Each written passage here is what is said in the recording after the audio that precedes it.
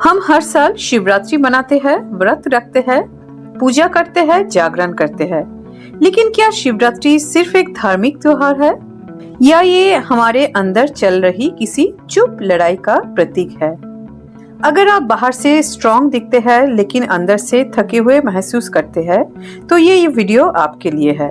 Life coaching में हम एक बात कहते हैं, ग्रोथ हमेशा कुछ जोड़ने से नहीं आती, कभी कभी ग्रोथ का मतलब है कुछ छोड़ देना। शिवरात्रि डिस्ट्रक्शन का पर्व है, लेकिन डिस्ट्रक्शन का मतलब विनाश नहीं होता है। ये उन पैटर्न्स को छोड़ने की याद दिलाते हैं जो हमें सालों से पकड़े हुए हैं। आज हम बात करेंगे शिवरात्रि के उस इनर मीनिंग की जो शायद आपके पर्सनल ग्रोथ को नए तरीके से देखने में मदद करे। सबसे पहले समझते हैं कि शिव का प्रतीक क्या है और वो हमारे जीवन से कैसे जुड़ते हैं। तो चलिए सबसे पहले जानते हैं शिव का प्रतीकात्मक अर्थ क्या है।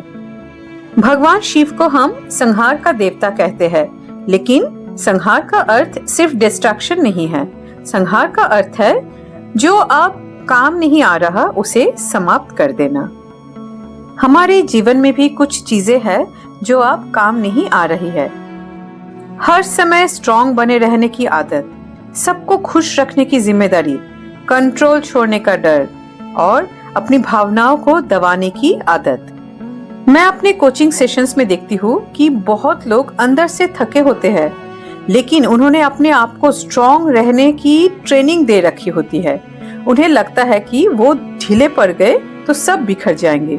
शिव का शांत चेहरा हमें सिखाते हैं कि असली शक्ति शोर में नहीं, शांति में है। शिव की तीसरी आंख क्या है? अवेयरनेस। जब तीसरी आंख खुलती है तो भ्रम टूट जाता है।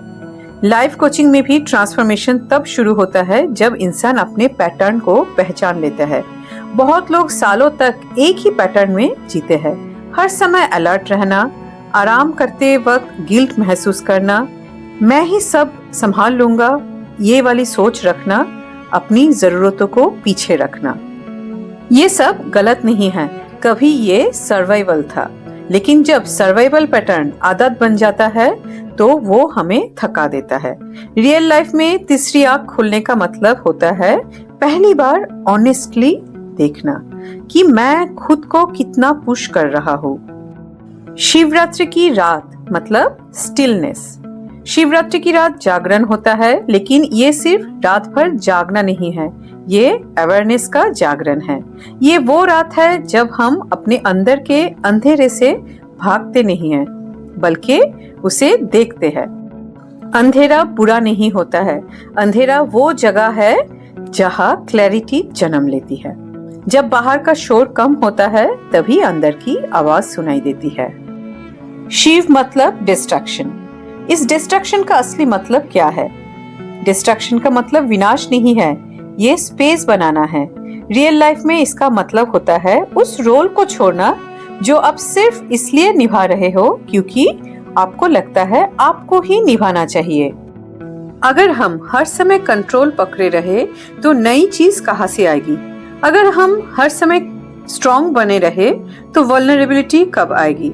कभी कभी ग्रोथ का मतलब होता है अपनी ईगो को ढीला करना, मुझे ही सब कुछ करना है, ये वाली पहचान को छोड़ना, खुद को आराम की परमिशन देना। आज शिवरात्रि पर आप खुद से 3 सवाल पूछ सकते हैं। मैं किस डर को पकड़े हुए हूँ जिसे छोड़ना चाहिए? या मैं किस रोल को निभाते निभाते थक चुका हूँ? अगर मैं थोड़ा सा कंट्रोल छोड़ दूं तो क्या बदल सकता है? ट्रांसफॉर्मेशन हमेशा ड्रामेटिक नहीं होता है, कभी कभी वो बहुत शांत भी होता है। शिवरात्रि हमें याद दिलाती है अंधेरा डरने की चीज नहीं है, अंधेरा इंट्रोस्पेक्शन की जगह है। जब हम अपने अंदर के शोर को शांत करते हैं तभी असली परिवर्तन शुरू होता है। ग्रोथ हमेशा कुछ जोड़ने से नहीं आती, कभी कभी ग्रोथ का मतलब होता है कुछ छोड़ देना।